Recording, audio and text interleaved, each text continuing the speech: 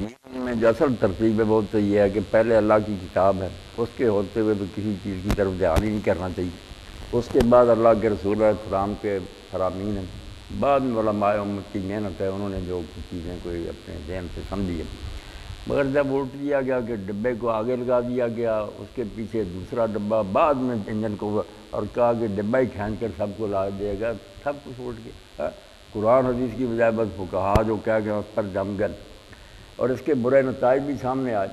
میں نے اپنے گاؤں میں دیکھا، اللہ رحم فرمائے، ہمارے اپنے خاندان سے بھی سارا اس کا نام تھا۔ اب وہ چاہتی تھی کہ میں اس قانون سے نجات حاصل کروں، ظلم کرتا تھا۔ انگریزی عدالتیں تھیں اس وقت، محمد اللہ تھا، فقہ حنفی تھی۔ وہ کہیں خرچہ دے نہ دے، ظلم کرے یا نہ کرے، دفع ہو جائے، کہیں کوئی خبر بھی نہ، نہیں، نکاح ختم ہونے کی صرف ایک ہی صورت ہے، مرتد ہو جاؤ۔ ہاں، وہ عیسائی بن مر کر اس نے جا کر سرٹیفکیٹ کی پیش کیا، نکاح ختم ہو گیا، بعد میں پھر مسلمان ہو گئی۔ تو مولانا مودودی رحمۃ اللہ نے ایسے واقعات دیکھ کر پھر حقوق و زوجان لکھی۔ نام سے تو پتہ چلتا جیسے خاوند بیوی کے بارے میں ہوگا کہ ایک دوسرے سے انصاف کرے، ایسی باتیں نہیں۔ وہ بنیاد جو ہے نا آئلی نظام کی کہ اسلام میں مقاصد نکاح کے کیا ہیں، ان کو کس طرح نقصان پہنچتا ہے، اور جب وہ مقاصد برباد ہو رہے ہیں تو کسی فقہ کو دیکھنے کی ضرورت، جب وہ مقصد ہی نہیں پورا ہو رہا جو اصل نکاح سے مقصود تھا، تو ایسے نکاح کو قائم رکھنے کیا فائدہ۔ پھر ایک جزیہ پر بھی بحث کی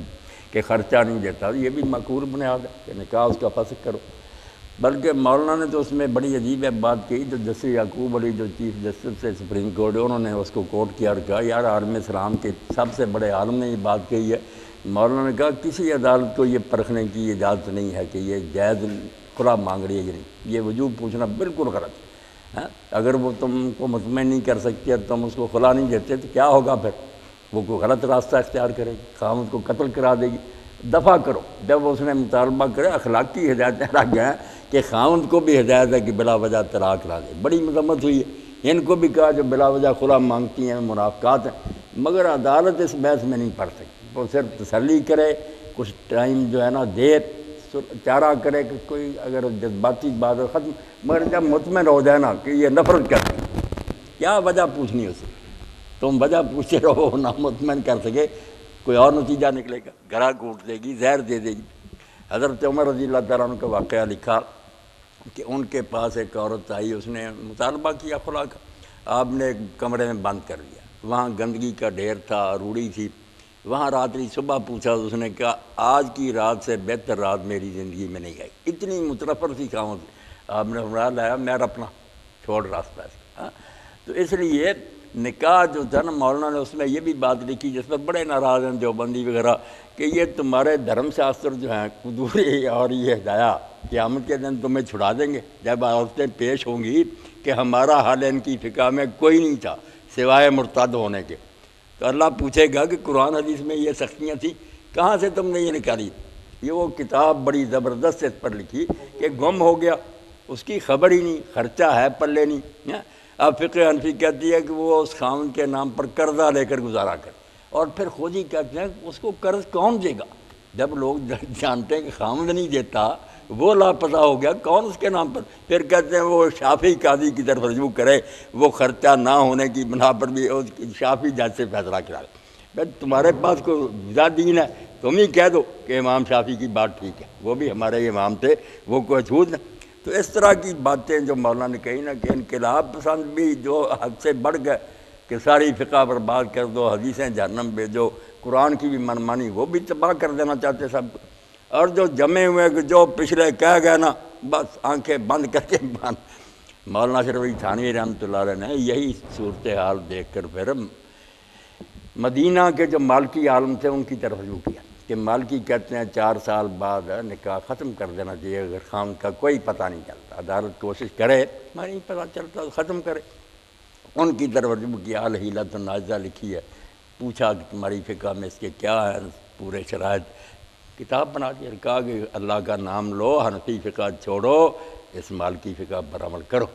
اور وہاں بھی مودودی صاحب رحمۃ اللہ نے کہا اس میں بھی باریکی، 4 سال جو کہا وہ بھی اس کے لیے ہے کہ عورت کی عمر بھی ایسی نہ ہو کہ فتنے میں مبتلا ہو، ماحول بھی ٹھیک ہو، خرچہ بھی موجود ہو، کافی چھوڑ گیا مال، وہ 4 سال انتظار کرے، اور اگر خرچہ نہیں اس نے کچھ بھی چھوڑا کہ وہ 1 دن انتظار کرے، جب عدالت کی طرف رجوع کرے نکاح ختم۔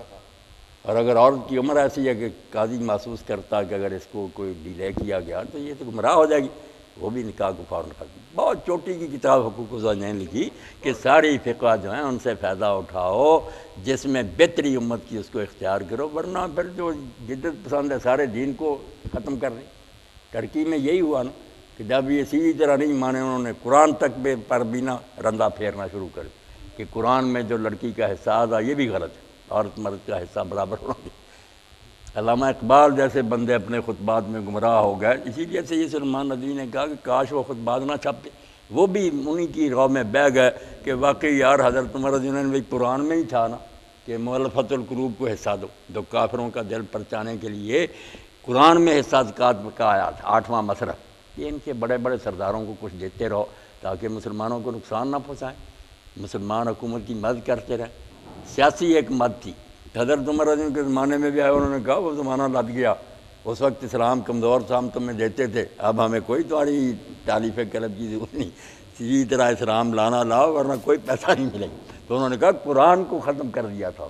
یہ فقہا پچھلے کہتے تھے کہ مد جو ہے نا منسوخ ہو گئی، مگر اب سب کو عقل آ گئی، مفتی محمد شفیع رحمۃ اللہ دوسرے سارے لکھنے کہ یار حضرت عمر کیسے منسوخ کر سکیں، یہ کہو کہ حالات جو تھے اب وہ نہیں تھے کہ کسی کی مدد کی ضرورت پڑے، اور اگر بعد میں بھی ایسے حالات آ جائیں تو منسوخ کوئی نہیں، ہر دور میں یہ کام دے سکتا، وہ تو خلیفہ اور حاکم دیکھے گا نا کہ اب دینے کی ضرورت ہے، منسوخ نہیں ہو سکے۔ مگر اقبال بھی قرآن کی منسوخی کے قائل، سارے بڑی گمراہی کے حامی بن گئے۔ تو اسی لیے مولانا مودودی کو اللہ تعالیٰ نے سلامت ذہن دی، بالکل یہ ان پر اللہ کا نام تھا، ٹیڑھا ذہن نہیں تھا، سیدھی بات ان کے دماغ میں آتی تھی۔ کسی مسئلہ میں تحقیق جو ہے نا کہ کوئی روایت حدیث کی پرکھ، وہ الگ بات ہے، بڑا لمبا چوڑا کام، مگر بات وہ صحیح سوچتے اور صحیح بات ہی لوگوں کو بتاتے تھے جو دین کے مزاج کے مطابق ہوتی، سانچہ ہی ان کا نا دین کے سانچے میں ڈھل گیا، صاف سیدھی بات ہی سامنے آتی تھی۔ اب یہ سارے مولوی حضرات کہتے ہیں کہ نقد اور ادھار کی بیع اور جائز ہے، نقد کی قیمت۔ مولانا سے جب پوچھا گیا انہوں نے کہا یار صریح سود، ایک تو ہوتا ہے نا شبے والی بات، کھلا سود ہے کہ 100 روپے کا نوٹ دے کر مہینہ بعد دیتے ہو 105، اس کو تم سود کہتے ہو۔ اگر کہتا نوٹ نہیں میں دے رہا 100 کی ہے چیز، اس وقت اس کی کیا جوہری فرق ہے، اس میں ایک ہی بری چیز ہے، نہ یہ ظلم کرو، مگر یہ مانتے کوئی۔ حالانکہ اس پر غلام احمد پرویز نے بڑا مذاق اڑایا تھا مولویوں کا کہ یار سمجھاؤ نا کہ نقد و دار کی بیع میں جو فرق ہے یہ اور جو ہے کہ پیسے دے کر بعد میں زیادہ پیسے لینا، اس میں کیا فرق ہے، کوئی سمجھا کے دکھایا نا، کیا یہ تفقع ہے استفاع۔ جو ہے نا ان کا بھی یہی مسئلہ ہے، ان کا بھی، مگر اب بعض آ گیا، اب بہت سے نا انہوں نے لکھا، یہ سارے کرتے ہیں۔ ہاں اجل کی میعاد قیمت تو سود ہے، سامان الاجل جو ہے کہ جتنا ٹائم دیتے جانا سود، اور کیا۔ اب جو ہے نا اس فرق یہ آیا ہے، اب جو موجودہ اہل قوانین ہے اس میں اگر طلاق لینے والی عورت جو خلا بالبرا خلا، وہ صرف اتنا ہی لکھ کے دے دے یا کہہ دے کہ مجھے اس سے نفرت ہوگی، میں اتنا گزر نہیں کر سکتی، میں اب زندگی سے موت کو ترجیح دوں گی۔ یہی چگتائی صاحب وہ جسٹس یعقوب علی نے مولانا مودودی کی کتاب کا حوالہ دے کر اس وقت لکھا، بس جب نفرت کا اظہار کرے اور ہم تسلی کر لیں کچھ وقت دے کر کے، نہیں نفرت اس کی ختم نہیں ہوئی، تو ہمیں کیا کس وجہ سے نفرت کر رہی ہے۔ جس نے پہلا خلا اسلام میں لیا وہ دیکھیں نا، وہاں کے خامد بہت نیک تھے، رسول اللہ کے خطیب تھے، جب قبائل آتے تھے اور ان کے خطباء اپنے اپنے لیکچر دیتے تھے نا قبیلوں کی تعریفیں، تو اسلام کی طرف سے وہ کھڑے ہوتے تھے، حضرت ثابت بن قیس بن شماس، بہت نیک آدمی تھے۔ ان کی بیوی تھی، اور جو عبداللہ بن ابی رئیس المنافقین تھا سردار میں، اس کی بہن تھی، وہ مومنہ تھی۔ حضور گئے تو وہ دیکھا کھڑی، پوچھا جمیلہ کیا بات؟ اس نے کہا اللہ کے رسول میں ثابت کے دین اور اخلاق پر کوئی اعتراض نہیں کرتی، دیندار ہے، اخلاق عمدہ، مگر دوسرے لوگوں میں اس کو جب میں نے آتے دیکھا رہا تو دوسروں کے مقابلے میں وہ اتنا مجھے ناپسند نظر آیا کہ اگر اللہ کا خوف نہ ہوتا جب وہ میرے پاس ہے میں اس کے منہ پر تھوک دیتا، اتنا نفرت کا اظہار کیا، دین کی تعریف کی۔ تو رسول اللہ نے بلا کرنا حضرت ثابت سے کہا کہ جو باغ، پہلے اس سے پوچھ لیا کہ جو باغ اس نے دیا تھا مہر میں واپس کرو گی؟ اس نے کہا میں نے باغ کیا کرنا؟ آپ نے بلا کر کہا ثابت اپنا باغ لے، خلے سبیلا، چھوڑ دو راستہ ایسے۔ بڑی کتاب ہے وہ حقوق الزوجین، سب لوگوں کو پڑھنی چاہیے، ججوں اور وکیلوں کو بھی، کہ عورتوں پر ظلم نہیں ہونا چاہیے، ورنہ کوئی غلط راستہ اختیار کریں گی، آشناؤں کے ساتھ مل کر قتل کریں گی، نتیجے کیا نکلیں گے پھر؟ ہو رہا ہے ایکچولی ہو رہا ہے۔ قربانی کی کھالیں اکٹھی ہوتی ہیں نا جی، تو وہ جب بیچتے ہیں اس میں یہی کرتے ہیں کہ ابھی اگر نقد لینے ہیں تو اتنے پیسے ملیں گے، 3 مہینے بعد لینے پھر اتنے تو پیسے بہت سب حرام ہے، تو سود ہو گیا، سود ہو گیا، کرتے یہی ہے۔ کرتے ہی۔ یہ روایت بن گیا۔ مولانا یہ جو نقد ایک چیز جو ہے ہم سیل کرتے ہیں اس کا ریٹ ہوتا ہے، ادھار سیل کرتے ہیں تو اس کا ریٹ ہوتا ہے، یہ بھی سود میں یہی ہو رہی نا بات، یہی سود، بالکل ٹھیک، سب کھلا سود، صاف منڈی سی۔ والے کچھ کرتے ہیں، دیو سے اتنے پیسے، نقد میں اتنے پیسے۔ سوتر منڈی والے کیا صاحب لوگ یہ علامہ ناصر الدین البانی صاحب نے اللہ ان پر رحم کرے، فوت ہو گئے، بہت لکھا بیع تقسیط، کہ یہ قسطوں کی بیع بالکل حرام ہے، ربا ہے، کہ اللہ کے رسول نے صاف کہا کہ جب ایک سودے میں تم 2 ریٹ کر دو تو فلاح او قسمہ، اب جان تب چھوٹے گی جو کم ہے نا قیمت، ادھار میں بھی وہ لو، اگر ربا، ورنہ تم سود میں پھنس گئے، تم تو سود خور بن گئے، ہاں ادھار نہ۔ اور یہی بات انہوں نے لکھی کہ اگر وہ شخص نقد دے سکتا ہے تو کیوں نقد نہیں لیتے اس سے، کہو بھائی میں نہیں ادھار دوں گا، لاؤ نقد۔ اور اگر وہ بیچارہ غریب ہے تو بجائے زیادہ لینے کے، اسلامی اخلاق تو یہ کہتا ہے کہ مفت نہیں دے سکتے تو کم قیمت پر دو، نیکی کرو اس کے ساتھ، ہاں۔ سود خوروں والی ذہنیت، فقہ اسلامی جو نا بہت قیمتی ہے، مگر یہ جو جیسے دارمی نے ایک باب باندھا کہ صحابہ اور تابعین فرضی صورتوں کا جواب نہیں دیتے تھے، اس سے بڑا نقصان ہوا۔ مولانا انور شاہ رحمۃ اللہ علیہ فرماتے ہیں ہماری فقہ حنفی میں بعض ایسے جزئی ہیں مسئلے جو شاید قیامت تک بھی پیش نہ آئے، فرضی کرتے کہ اگر کوئی ایسا کرے ایسا کرے ایسا کرے، اور اس میں کئی غلط باتیں جو نا غلط ایسے اگر کرے، خامخواہ لوگ پڑھتے ہیں جس نے نہیں بھی کرنا، کہ اپنے پچھلے طرف اگر وہ لکڑی داخل کرے یہ کرے، تو نیک لوگ تو پھر صحابہ تابعین ان سے اگر کوئی مسئلہ پوچھتا تھا وہ کہتے ہیں ایسا پیش آیا، ہوا ہے ایسا، اگر کہتا تھا ہوا تو حل کر دیتے تھے، سارے حالات کو سامنے رکھ کے، اگر نہیں وہ کہتے جب یار یہ ہوگا نا مسئلہ، اللہ اس وقت کے لوگوں کو بات سجا دے گا۔ وقت کے لوگ جو ہوتے ہیں وہ ساری بات دیکھتے ہیں، لفظوں سے نہیں، وہ دیکھتے ہیں کیسے حالات ہیں کہ اس مسئلے سے کیا بنے گا، ہاں۔ اسی لیے علماء کہتے ہیں جو اپنے زمانے کو نہیں پہچانتا وہ فقیہ ہو ہی نہیں سکتا، دیکھو کہ یہ فتویٰ دینے سے اب کیا نتیجہ نکلے گا، ہاں۔ اندھا دھند کہہ دینا کہ نہیں تیرے کا پردہ نہیں، وہ کتابوں سے اگر کچھ ملتا بھی ہے تو دیکھو کہ یہ دور جو ہے یہ اس مسئلے کے بیان کرنے کا،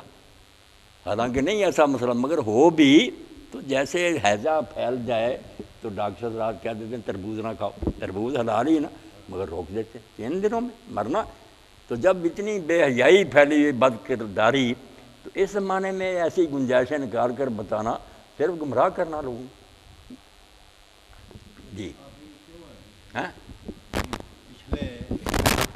جب سے مولانا مودودی رحمۃ اللہ علیہ کو ہم پڑھ رہے ہیں پچھلے 50 سال سے، یہ ان کا جو ہے مرکزی نقطہ نظر یا اس چیز پر اصرار زور تھا کہ یہ فقہ کو چھوڑ کر قرآن و حدیث کی طرف آؤ،